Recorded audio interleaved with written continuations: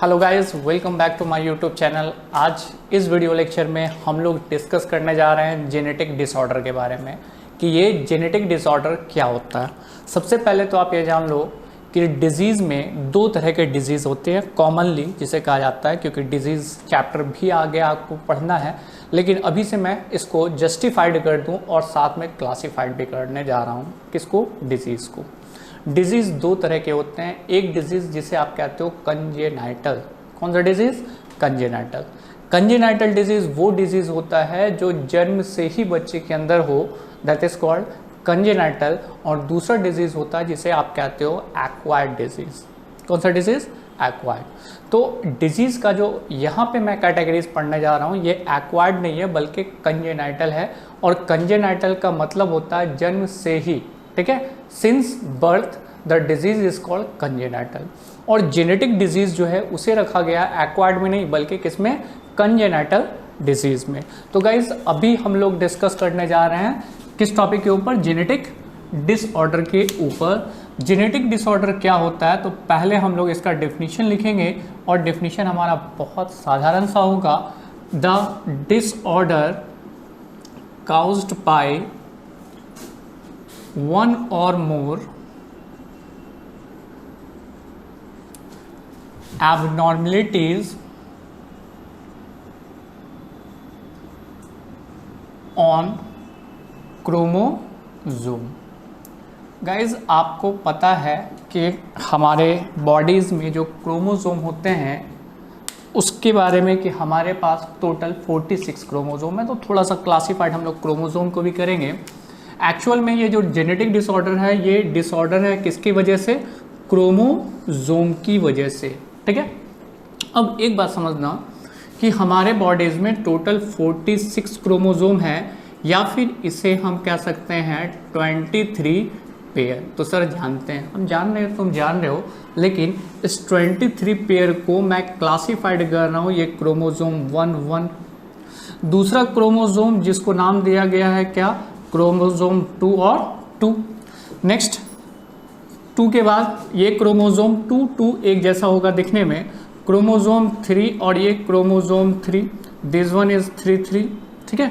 उसके अलावा क्रोमोसोम 4 पे बात करते हैं तो this one is a chromosome 4, मतलब ये 4। इस तरह से टोटल क्रोमोसोम आपके अंदर जो पाए जाते हैं वो टोटल कितने होते हैं? 23 पेयर, ठीक है। लेकिन गाइज एक से लेकर के जो मैं 22 पेयर तक आऊँगा, ठीक है, वो आपका क्रोमोसोम कहलाएगा क्या? ऑटोसोम। क्या कहलाएगा?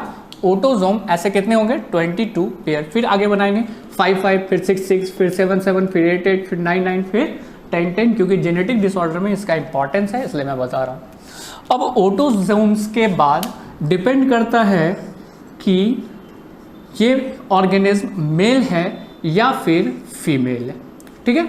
अगर मेल है तो मेल के पास 2 क्रोमोसोम होते हैं, ये आपको पता है। इस क्रोमोसोम को आप कंसीडर कर लो X और दूसरा क्रोमोसोम जो होगा this one is a Y। लेकिन अगर फीमेल है तो दोनों क्रोमोसोम कैसे होते हैं? This is called XX। तो ये 22 पेयर हमारे पास ऑटोसोम्स होते हैं, क्लियर। अब ये ऑटोसोम्स क्या करते हैं आगे आएंगे बात करेंगे, दैट इज कॉल्ड 6 क्रोमोसोम। तो हमारे अंदर तो पहले तो ये ऑटोसोम्स है 22 पेयर और ये 6 क्रोमोसोम है। फीमेल है तो XX और ये मेल है तो XY। अब जो गाइस ये जो 22 पेयर ऑटोसोम्स है ये मेल और फीमेल दोनों में कॉमन होगा। अगर मैं बात कर रहा हूँ किसी मेल के बारे में या किसी फीमेल के बारे में, तो मेल और फीमेल में 22 पेयर क्रोमोसोम बिल्कुल एक जैसा होगा। There is a no differences inside the chromosome, that is called autosomes. लेकिन डिफरेंसेस कहाँ पे आते हैं? डिफरेंसेस आते हैं 6 क्रोमोसोम में, ये फीमेल के लिए और ये मेल के लिए। अगर कोई फीमेल है तो उसमें 22 पेयर इसी तरह का ऑटोसोम्स होगा प्लस XX हो जाएगा 6 क्रोमोसोम। उसी तरह मेल है तो उसके पास भी 22 पेयर ऑटोसोम्स होगा और ये 6 क्रोमोसोम हो जाएगा, that is called X and Y। आगे इसके आगे हमें ये याद रखना है कि क्रोमोसोम को बाई नंबर साइंटिस्ट ने कंसीडर किया है, क्रोमोसोम 1, क्रोमोसोम 2, क्रोमोसोम 3, तो उसमें नंबर तो लिखा नहीं रहता बल्कि उसके शेप के बेसिस पे कि ये टेलोमेरिक है, एक्रोसेंट्रिक है, इस बेसिस पे उसके क्रोमोसोम के नंबर को कंसीडर किया गया। ये क्लियर हो गया गाइस? क्योंकि यहाँ पे आगे जो हम लोग पढ़ेंगे इसकी ज़रूरत पड़ेगी जेनेटिक डिसऑर्डर को लेकर के। अब क्रोमोसोम में एक बात और आप क्लियर कर लो, अगर मैं किसी एक क्रोमोसोम को ले रहा हूं तो ज़रूरी नहीं है कि एक क्रोमोसोम में एक ही कैरेक्टर होगा। लाइक दिस कि अगर मैं यहाँ पे एक क्रोमोसोम बना रहा हूं तो इस क्रोमोसोम के अंदर बहुत सारे जीन होंगे। This one is a single chromosome, और इस क्रोमोसोम में बहुत सारे जीन मौजूद होंगे। जीन का मतलब ये कोई कैरेक्टर है ए, ये कैरेक्टर है किसका, बी का, ये सी का, ये डी का। This was the phenotypic can be shows A B C D E F G H, continue चलेगा। तो ये मैं बात कर रहा हूँ दिस वॉज द जीन, ठीक है। किसमें? किसी पार्टिकुलर क्रोमोसोम में बहुत सारे जीन्स हो सकते हैं। क्लियर?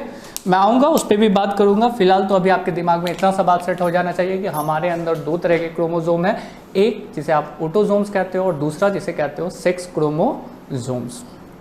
क्योंकि अभी मैं इस जेनेटिक डिसऑर्डर को क्लासिफाइड करूँगा किस बेसिस पे? दो बेसिस पे। कौन कौन सा बेसिस होगा? पहला जिसे आप कहोगे गाइस मेंडेलियन डिसऑर्डर, और दूसरा होगा जिसे आप कहोगे क्रोमोसोमल डिसऑर्डर। फिर से आ जाओ, जेनेटिक डिसऑर्डर। जेनेटिक डिसऑर्डर ये जो डिजीज है, दिस डिजीज इज कंजेनाइटल, ठीक है। कंजेनाइटल का मतलब जन्म से ही अगर बच्चे के अंदर वो डिजीज है तो वो कंजेनाइटल डिजीज कहलाता है। और कंजेनाइटल डिजीज कौन सा डिजीज है? जेनेटिक डिजीज या genetic disorder is a congenital.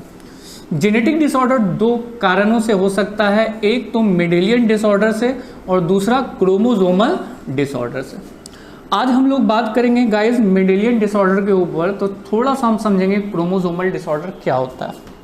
मैंने अभी आपसे कहा कि एक ह्यूमंस के अंदर टोटल क्रोमोसोम होगा 46। Clear?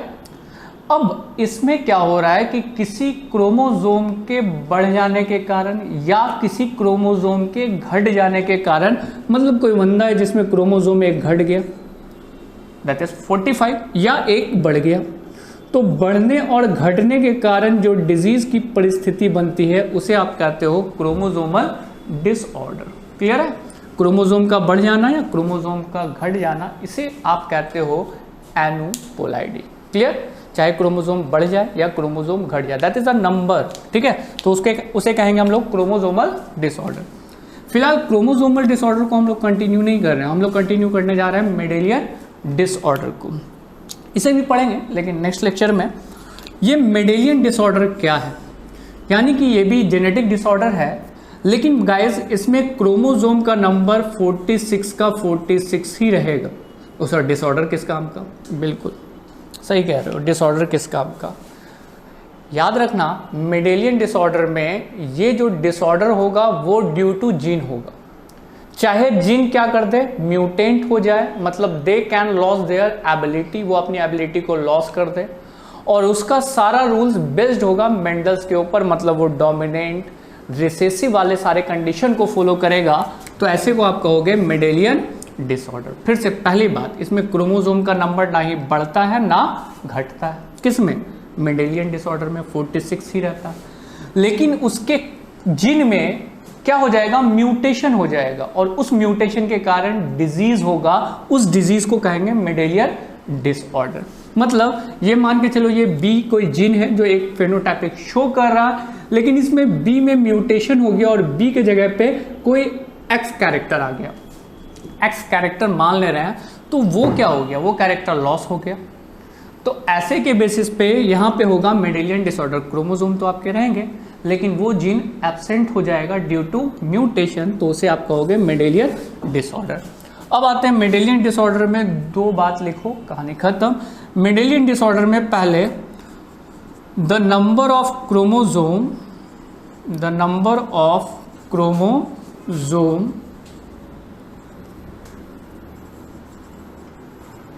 Can not be increase और डिक्रीज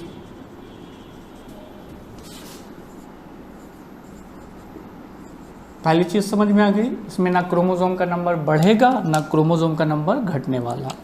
दूसरी चीज, this disease based on Mendelian principal,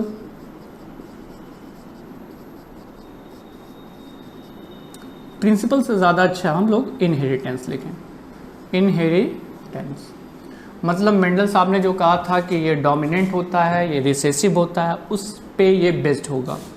तीसरी चीज़ कि इसी मेंडेलियन डिसऑर्डर का आप एक चीज़ निकाल सकते हो जिसे आप कह सकते हो पेडिग्री एनालिसिस। ये क्या होता है सर?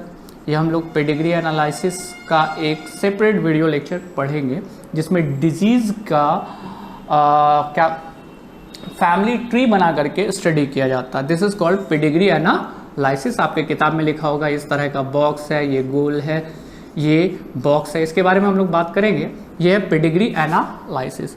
तो पेडिग्री एनालिसिस सिर्फ किसका निकाला जा सकता है? मेंडेलियन डिसऑर्डर का, ना कि क्रोमोसोमल डिसऑर्डर का। यहाँ तक बात क्लियर है गाइस?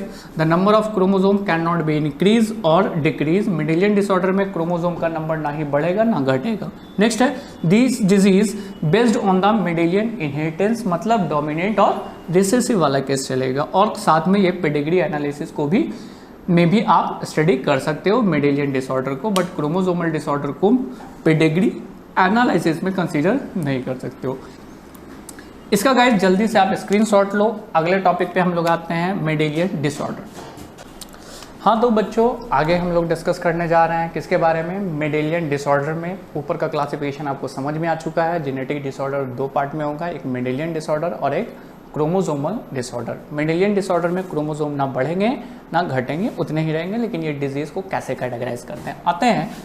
हम लोग देख रहे हैं क्या? Mendelian disorder. एक्चुअल में इसको मेंडल साहब ने खोज नहीं किया था, ऐसा मत सोचना, ठीक है? बल्कि ये डिजीज मेंडल्स के लॉ पर आधारित है, that's why it is called Mendelian disorder. और ये मेंडेलियन डिसऑर्डर को सबसे पहले मैं दो पार्ट में डिवाइड कर रहा हूँ। कैसे? अगर डिजीज ऑटोजोम्स के कारण हो रहा है, ऑटोजोमल डिसऑर्डर, और दूसरा होगा जिसे आप कहोगे सेक्स लिंक्ड डिसऑर्डर। गाइज पहली बात तो समझ लो, ऑटोजोमल डिसऑर्डर और सेक्स लिंक्ड डिसऑर्डर। आपके पास क्रोमोसोम्स है 46 और वो 46 क्रोमोसोम को दो पार्ट में अभी जस्ट हम लोगों ने कैटेगराइज किया, ऑटोजोम में और सेक्स क्रोमोसोम में। तो अगर डिफेक्ट हो रहा जीन में, किसके जीन में? ऑटोजोम वाले जीन में, तो उसे आप ऑटोजोमल डिसऑर्डर कह देना। लेकिन बाय द वे अगर डिफेक्ट हो रहा है सेक्स लिंक्ड वाले जीन में, तो आप उसे सेक्स लिंक्ड में कैटेगराइज करोगे। तो दो पार्ट में यहाँ क्लासिफाइड हो गया। कौन कौन सा? ऑटोजोमल डिसऑर्डर और दूसरा सेक्स लिंक्ड डिसऑर्डर। क्लियर? अब देखना, ऑटोजोमल डिसऑर्डर को दो पार्ट में डिवाइड कर देते हैं। एक जिसे आप कहोगे क्या? डोमिनेंट, और दूसरा क्या? रिसेसिव। ये सर डोमिनेंट क्या होता है, ये रिसेसिव क्या होता है? ये जो मैं अभी आपको पैराग्राफ बताने जा रहा हूँ, इस पैराग्राफ से आपके हर एग्जाम में एक क्वेश्चन दिया रहता है, इसलिए इस पैराग्राफ को अच्छे से समझना। मेंडल ने कहा जिन दो तरह के होते हैं, एक डोमिनेंट होता है और एक रिसेसिव होता है। क्लियर है? तो कुछ डिजीज होते हैं जो डोमिनेंट होते हैं, कुछ डिजीज होते हैं रिसेसिव होते हैं। रिसेसिव मतलब डिजीज डोमिनेंट है, capital A small A, disease होगा, क्योंकि डोमिनेंट कंडीशन है ना। कैपिटल ए रहेगा तब भी डिजीज होगा, क्योंकि ये भी डोमिनेंट, ठीक है। लेकिन स्मॉल ए है तो डिजीज नहीं होगा। क्यों? क्योंकि जीन यहाँ पे कैसे होगा? रिसेसिव होगा। तो डिजीज का कंडीशन ये बन सकता है अगर डोमिनेंट है तो।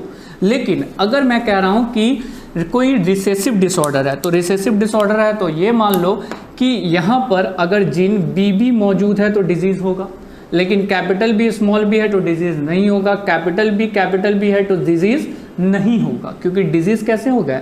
रिसेसिव होगा। अब आते हैं गाइस, डोमिनेंट डिजीज में हमारा एक एग्जाम्पल हो जाएगा जिसे हम लोग कहेंगे हंटिंगटन डिजीज। रिसेसिव डिसऑर्डर में आपको पहला पढ़ना है जिसको आप कह सकते हो सिकल सेल एनीमिया। दूसरा जिसे कहोगे फिनाइल कीटोनूरिया, फिनाइल, ठीक है, कीटोनूरिया, जिसे शॉर्टकट में आप PKU कह सकते हो। थर्ड होगा इसमें अगला डिजीज जिसको आप कहोगे थैलेसीमिया,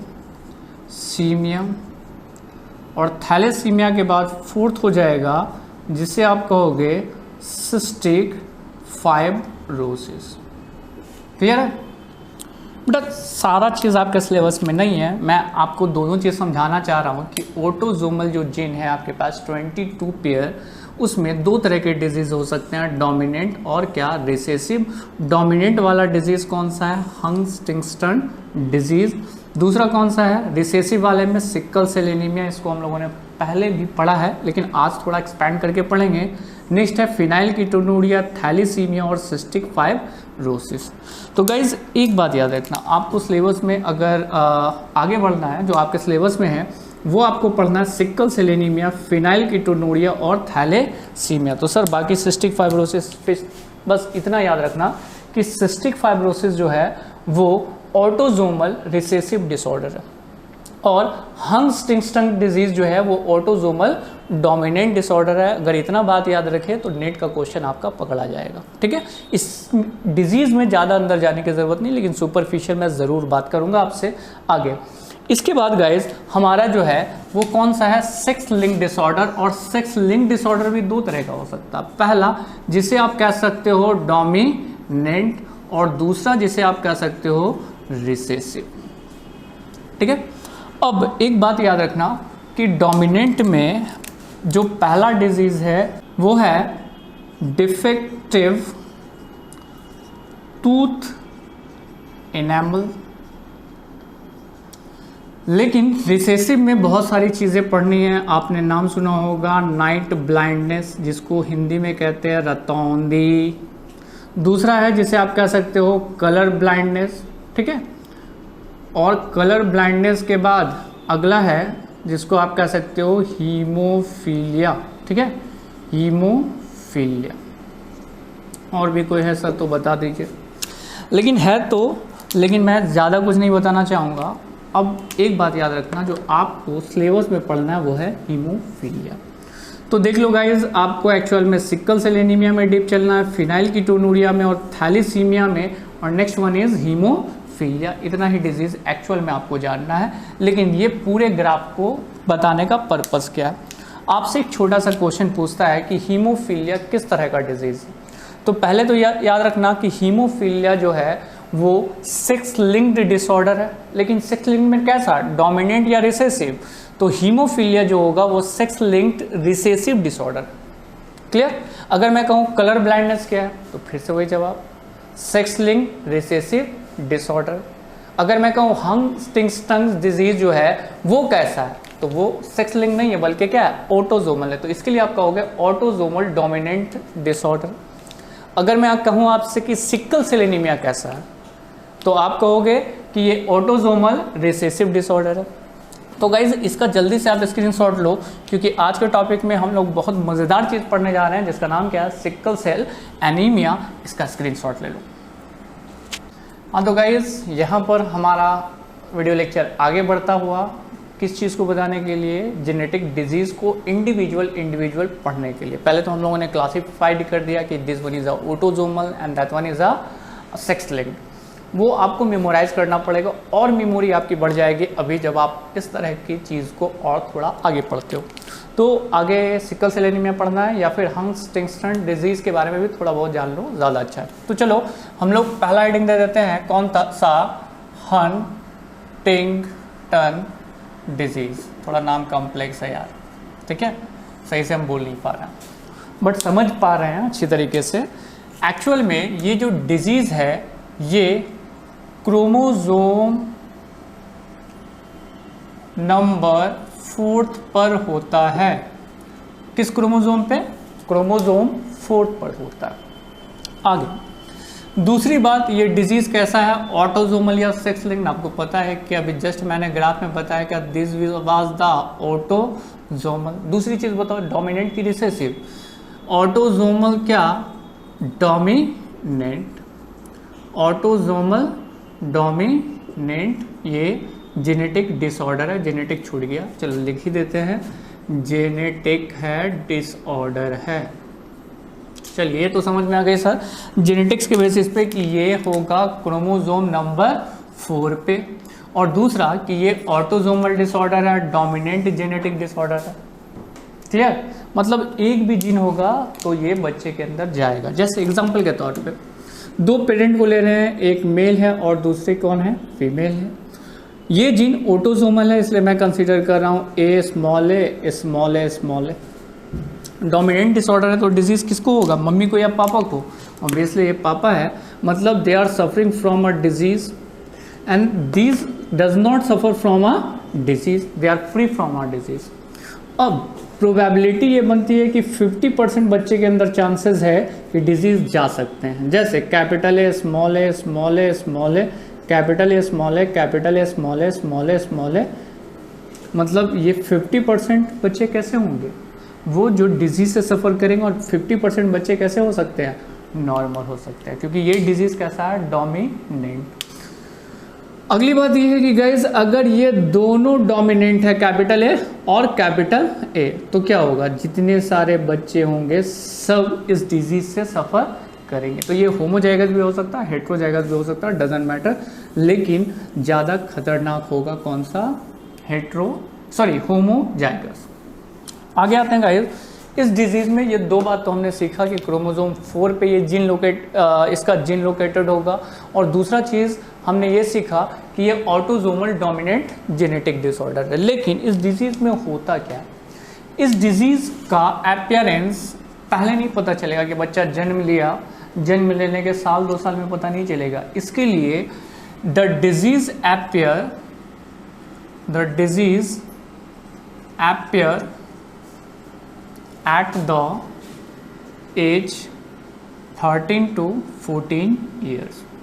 जब वो बच्चा 13 से 14 साल का हो जाएगा तब पता चलेगा, उसके अंदर वो सिम्टम दिखेंगे जो इस डिज़ीज़ को कंसीडर करेंगे। और सिम्टम में क्या होगा, ये होगा क्या, ब्रेन डिसऑर्डर होगा, ब्रेन डिसऑर्डर।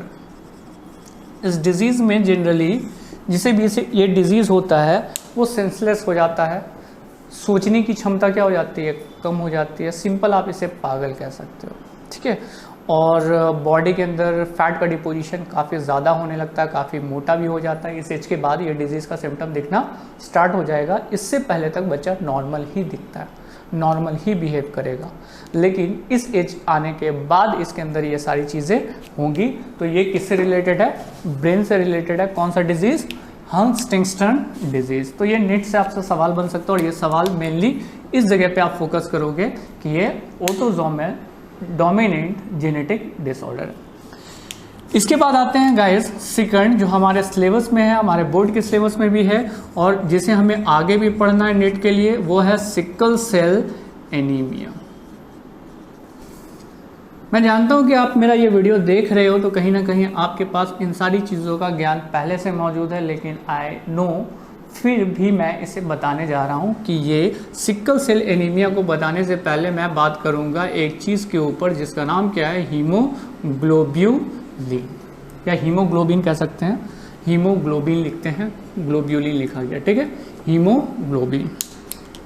अब आ जाओ, हीमोग्लोबिन जनरली होता कहाँ है, हमारे बॉडीज़ में आरबीसीज होते हैं, रेड ब्लड सेल्स, ठीक है। इसको देखना मॉलिक्यूलर लेवल में मैं जाकर कैसे टच कराता हूँ। आरबीसी के अंदर क्या पाए जाते हैं, हीमोग्लोबिन होते हैं। इट कंटेन हीमोग्लोबिन, किसके अंदर, आरबीसी के अंदर।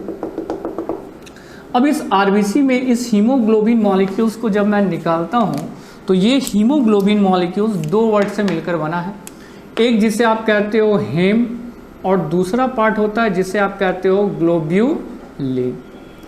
हेम जो पार्ट होता है वो आयरन का पार्ट होता है जिसमें Fe पाया जाता है, आपको पता होना चाहिए, और globulin is a part of the protein.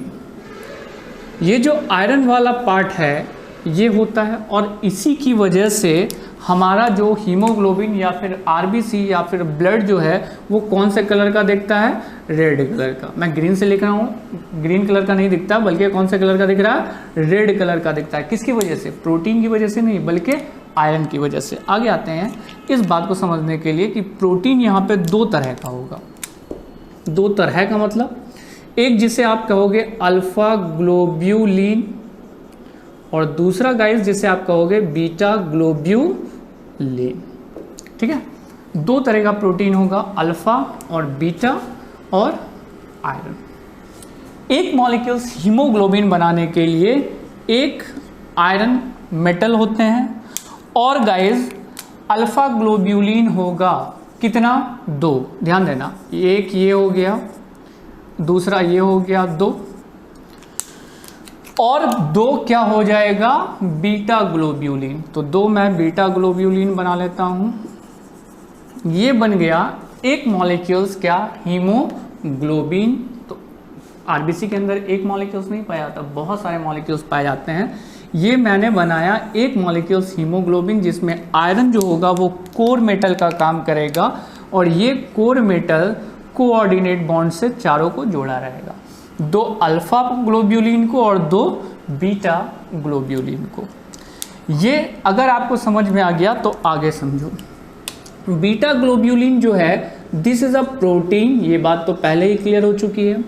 अब इस प्रोटीन में एक जगह डिफेक्ट होता है, एक छोटे से जगह पर डिफेक्ट होता है, जिसकी वजह से ये डिजीज होता है जिसको कहते हैं सिकल सेल एनीमिया।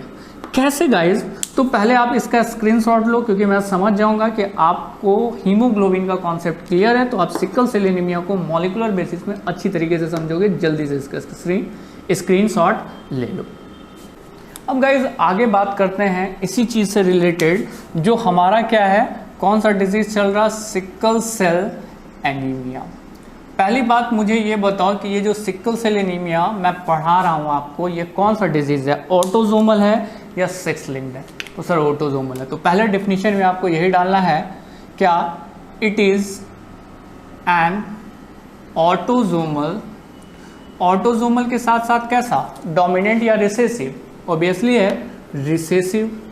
रिसेसिव कौन सा, जेनेटिक डिसऑर्डर, जेनेटिक डिसऑर्डर। पहली बात तो क्लियर हो गई कि ये जो डिजीज़ है वो ऑटोजोमल है, रिसेसिव, जेनेटिक डिसऑर्डर। अभी जस्ट हम लोगों ने क्लासिफिकेशन में भी देखा था। अब जो मैं आगे बात कर रहा हूँ वो किस पे बात कर रहा हूँ, the gene is situated on chromosome 11th। ये जीन कहाँ होता है, 11th वाले क्रोमोसोम पे। और याद रखना डिजीज कब होगा, जब ये रिसेसिव के कंडीशन में होगा। अब दूसरी बात समझो जो सबसे ज़्यादा इंपॉर्टेंट है, ये है जीन HbA यानी हमारा तुम्हारा। हम लोग कैसे रहेंगे, नॉर्मल रहेंगे। तो सर आप कैसे कंफर्म है कि हम लोग नॉर्मल ही हैं? क्योंकि हमारे पास फीचर ये नज़र आ रहा, तो जीन ये होंगे। और एक्चुअल में ये डिज़ीज़ अफ्रीकन डिजीज़ है, इंडिया में ये डिज़ीज़ नहीं पाया जाता। दूसरी चीज़ ये हो गया गाइज HbA-HbS। अगर आप फिनोटाइपिकली देखोगे तो ये नॉर्मल ही होगा, लेकिन नॉर्मल के साथ साथ इसका बिहेव होगा कैरियर का। कैरियर मतलब जिसे खुद डिजीज़ नहीं होगा, जो अगले जनरेशन में ट्रांसफ़र करेगा। थर्ड पॉइंट ये होगा HbS और ये होगा HbS, और इसकी वजह से इसे डिजीज़ होगा, और डिजीज़ के कारण इसका क्या हो जाएगा, डेथ हो जाएगा, जिसके कारण इसे हम लोग लीथल जीन के नाम से बुलाते हैं। कह रहे थे, याद आ रहा कि ये जो सिकल सेल एनीमिया है ये दो के एग्जाम्पल में जाता है, एक तो लीथल जीन हो जाता है और दूसरा आपका पिलियोट्रॉपिक जीन के भी एग्जाम्पल में जाता है। ठीक है, डजेंट मैटर। HbA नॉर्मल है, HbA-HbS क्या है, नॉर्मल ही रहेगा, लेकिन डिजीज़ काउज करेगा HbS तो डेथ हो जाएगा। मतलब इस जीन के कारण बंदा नहीं सर्वाइव करेगा। तो गाइस बचा कौन, चाहे तो कैरियर बचेगा, चाहे तो नॉर्मल बचेगा। नॉर्मल की शादी अगर कैरियर से करा दी जाए तो कोई इफेक्ट नहीं दिखेगा, लेकिन हाँ डिफेक्ट कब होगा, जब कैरियर की शादी किससे करा दी जाए, कैरियर की सही, एक कैरियर मेल और दूसरी carrier female.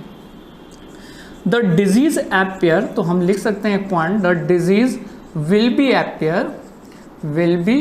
Appear when both मतलब आर रिसेसिव, बोथ का मतलब यहाँ पे पेरेंट्स, दोनों पेरेंट्स अगर रिसेसिव हैं तो ये डिजीज होगा। और मैंने क्या कहा, ये डिजीज किसके ऊपर बेस्ड होगा, मेंडल्स के लॉ के ऊपर। अब आ जाओ कि बाय द वे हम लोग ये देख लेते हैं कि मम्मी का ये जीन है और ये किसका, उसके पापा का जीन है, और दोनों कैसे हो रहे हैं, कैरियर का काम कर रहे हैं। ठीक है, ये कैरियर का काम कर रहे हैं और ये भी किसका, कैरियर का। खुद ये क्या रहेंगे, नॉर्मल बिहेव करेंगे हमारे आपकी तरह।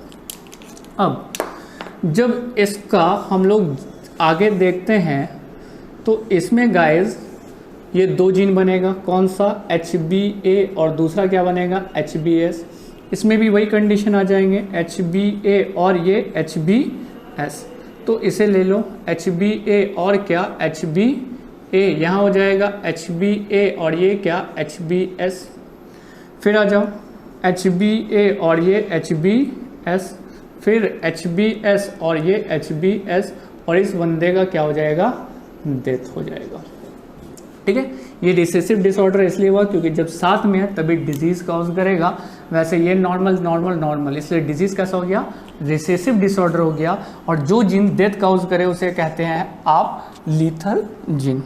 तो सर ये नहीं समझ में आया कि सर अभी आपने पहले हीमोग्लोबिन पढ़ाया, वो किस लिए पढ़ाया, वो मॉलिक्यूलर लेवल में जाने के लिए पढ़ाया। तो इसका जल्दी से आप स्क्रीनशॉट लो, आगे आ रहे हैं गाइस इसके बाद। हाँ तो गाइज अब हम लोग ये देखेंगे कि बच्चे का डेथ क्यों हो जाता है, कब, जब दोनों रिसेसिव जीन आ जाते हैं। अब एक बात समझो कि यहाँ पर एक फंडा ये होता है कि एक्चुअल में हमारे बॉडीज में जो डीएनए है वो हमारे सेल को कंट्रोल कैसे करता है, with the help of synthesised protein. Actual में ये जो डीएनए है, ठीक है, या फिर जो जीन है, ये डीएनए एक्चुअल में सिंथेसाइज करता है मैसेंजर आरएनए। क्लियर, और ये मैसेंजर आरएनए क्या चीज का सिंथेसिस करेगा, प्रोटीन का। ठीक है, डीएनए में तो आपको पता होगा क्या क्या होता है, adenine, guanine, cytosine and thymine. तो नॉर्मल बेसिस पे अगर मैं डीएनए सीक्वेंस के बारे में बात कर रहा हूं तो जनरली जो डीएनए होता है CAC, GTG, GAC, TGA, GGA, CTC। ठीक है, ये डीएनए सीक्वेंस था तो जस्ट डबल होगा, साइटोसिन का opposite guanine, thymine, guanine, cytosine, adenine, cytosine, फिर हो जाएगा जस्ट इसके अपोजिट साइटोसिन, थायमिन, गुआनिन, फिर यहाँ पे हो जाएगा adenine, cytosine, thymine, cytosine, thymine, guanine, adenine, guanine. ये डीएनए सीक्वेंस है, मतलब डबल स्टैंडर्ड डीएनए है, आप ये सपोज कर लो। ये डीएनए अपने अंदर से मैसेंजर आरएनए का सिंथेसिस करेगा, ये डीएनए है, ये सीक्वेंस क्या है, डीएनए। तो सर इसको याद करना पड़ेगा, याद नहीं करना गाइज, मैं अभी आपको आगे समझा रहा हूँ। ये डीएनए अपने बेस के अकॉर्डिंग मैसेंजर आरएनए बनेगा, CAC, GUG, GAC, UGA, GGA, CUC। ये डीएनए सिंथेसाइज किया क्या, मैसेंजर आरएनए। और डीएनए जो मैसेंजर आरएनए सिंथेसिस करता है, इस प्रोसेस को हम कहते हैं ट्रांसक्रिप्शन। ठीक है, याद रहेगा, आगे हम लोग मॉलिक्यूलर में ट्रांसक्रिप्शन को पूरी तरह पढ़ेंगे। फिलहाल तो अभी ये जानना है डीएनए क्या बनाता है, मैसेंजर आरएनए बनाता है with the help of the process called transcription. अब जो मैसेंजर आरएनए है वो प्रोटीन का सिंथेसिस करेगा, दिस इज कॉल्ड ट्रांसलेशन। अब जो ट्रांसलेशन, ये नॉर्मल मैं बना रहा हूँ अभी, कौन सा जीन है ये जीन है HBA और HBA। क्लियर है। अब यहाँ देखो CAC है, इसके अकॉर्डिंग जो प्रोटीन बनेगा उस प्रोटीन को कहेंगे वैलानिन, तो मैं शॉर्ट लिख रहा हूँ वैलिन। GUG है तो ये एक प्रोटीन बनेगा जिसको कहेंगे हिस्टीडीन। ठीक है, और हिस्टिडीन के बाद ये GAC है, तो ये प्रोटीन बनाएगा जिसे आप कहोगे ल्यूसीन, अमीनो एसिड। UGA है, UGA एक्चुअल में सिंथेसिस करेगा थ्रियोनिन, और थ्रियोनिन के बाद GGA ये सिंथेसिस करेगा प्रोलीन का, और CUC सिंथेसिस करेगा ग्लूटामिक एसिड का, इसका ग्लूटामिक एसिड का। अब देखना यहाँ पे ये नॉर्मल हमारा क्या बन रहा, प्रोटीन बन रहा। एक्चुअल में जब हमारे 2 जीन में डिफेक्ट होता है ना, A में और B में, तो नॉर्मल भी बनते हैं और क्या बनते हैं, एबनॉर्मल वाले भी प्रोटीन बनते हैं। लेकिन नॉर्मल प्रोटीन डोमिनेट होकर के इसके एक्सप्रेशन को शो नहीं होने देता, खुद संभाल लेता है, ठीक है। लेकिन क्या होता है कि अगर दोनों जीन डिफेक्टेड हो गया, डिफेक्ट कहाँ पे हुआ, मैंने कहा अभी आपसे कि ये जो डीएनए के सीक्वेंस हैं उस सीक्वेंस में एक छोटी सी जगह पे बदलाव होगा और उस बदलाव को हम म्यूटेशन कहेंगे, and this is example of point mutation. अगर म्यूटेशन किसी एक छोटी सी जगह पे हो तो उसे आप कहोगे पॉइंट म्यूटेशन। अब ये देखना पॉइंट म्यूटेशन में क्या हो रहा कि डीएनए में म्यूटेशन हुआ और ये ऊपर और ये नीचे आ गया, मतलब यहाँ पे चला गया कौन, ए, और यहाँ पे चला गया कौन, टी। आपको ज़्यादा कुछ याद नहीं रखना, मैं सिर्फ आपको समझा रहा हूँ। आपको बातें क्या याद रखनी है कि जो सिकल सेल एनीमिया है वो एग्जाम्पल है किसका, पॉइंट म्यूटेशन का। सिर्फ इस बात को समझाने के लिए इतना सारा फिगर चल रहा, ठीक है। तो अब ये जो पॉइंट म्यूटेशन हुआ, पॉइंट म्यूटेशन मतलब यहाँ था टी, यहाँ था ए, और ऊपर चला गया क्या, ए, और नीचे आ गया टी। तो इसको आप कह सकते हो इनवर्जन, ठीक है। इन्वर्जन मतलब उलट गया, था ऐसे हो गया ऐसे, एक जगह पे किसी एक पॉइंट्स में, तो इसे आप कहोगे पॉइंट म्यूटेशन। यहाँ तक का कार्यक्रम सही चल रहा था, लेकिन इसके ऊपर जाने से, इसके नीचे आने से यहाँ हो गया CAC, तो ये ग्लूटामिक एसिड की जगह पे अब दूसरे तरह का प्रोटीन बनेगा। ये तो नॉर्मल प्रोटीन है, यहाँ तक तो वही रहेगा, क्या रहेगा, वैलिन, ये रहेगा हिस्टिडीन, ये रहेगा ल्यूसीन, ये रहेगा थ्रियोनिन, ये रहेगा प्रोलीन, और इसकी जगह पे अब जो बदलाव आ गया है तो ग्लूटामिक एसिड नहीं बल्कि यहाँ पे आ जाएगा वेलानिन। और ये वेलानिन के आने की वजह से ये जो प्रोटीन बना है ये प्रोटीन डिफेक्टेड प्रोटीन है। और मैं आपको समझा दूं कि ये जो प्रोटीन है ये अभी आपने देखा था जहां बीटा ग्लोब्यूलिन, याद करो अभी जस्ट मैंने आपको वहां क्यों समझाया था और क्या समझाया था। एक्चुअल में जो हीमोग्लोबिन का मॉलिक्यूल्स होता है उसमें एक आयरन होते हैं और क्या, 2 अल्फा प्रोटीन होता है। अल्फा प्रोटीन सही रहता है, कोई दिक्कत नहीं रहता है, और साथ में 2 बीटा क्या रहते हैं, ग्लोब्यूलिन, दैट इज प्रोटीन। तो ये जो प्रोटीन हुआ, इस प्रोटीन में ग्लूटामिक एसिड की जगह पे कौन आ गया, valine, and this is example of point mutation. अब जब पॉइंट म्यूटेशन हुआ तो ग्लूटामिक एसिड की जगह पे सिर्फ वेलानिन आने के कारण अब क्या होगा कि इसकी वजह से आरबीसी का शेप कैसा था, स्फेरिकल। लेकिन अब क्या होगा कि इस डिफेक्ट के कारण, किसके कारण, वेलानिन आ जाने के कारण ग्लूटामिक एसिड के जगह पे ये आरबीसी के शेप को चेंज कर देगा, किसमें, सिकल सेल में चेंज कर देगा। अब जब ये सिकल सेल में चेंज हो जाएगा तो ये सिकल सेल जाकर कैपिलरी को ब्लॉक कर देगा और फाइनल बच्चे का डेथ हो जाएगा। बात आपको बहुत अच्छी तरीके से समझ में आ गया होगा कि this one is a DNA. DNA में म्यूटेशन होता है, कौन सा म्यूटेशन, पॉइंट म्यूटेशन। एक छोटी सी जगह पे अगर बदलाव हो तो उसे पॉइंट म्यूटेशन कहेंगे। अब याद रखना कि sickle cell anaemia point mutation का एग्जांपल है। क्लियर है, चल ठीक। दूसरी चीज जो डिफेक्ट होता है वो प्रोटीन में डिफेक्ट होता है, कहां पे, at the 6th position. 6th position हम कैसे कह रहे हैं, 1 2 3 4 5 6। 6th पोजीशन में जो प्रोटीन है जहां पे ग्लूटामिक एसिड होना चाहिए वहां पे कौन आ जाता है, वेलानिन। और ये बीटा ग्लोब्यूलिन जो प्रोटीन है किसमें, हीमोग्लोबिन में, वो डिफेक्टेड हो जाता है और आरबीसी को इस शेप्ड करने के वजह वो सिकल शेप्ड में चेंज कर देता है और इसके कारण बच्चे का डेथ हो जाता है। इतनी बात याद रहेगी। तो गाइज इसको हम लोग और भी कंटिन्यू करेंगे, किसको, जेनेटिक डिसऑर्डर को। आज का हमारा वीडियो लेक्चर यहीं खत्म होता है। Okay bye.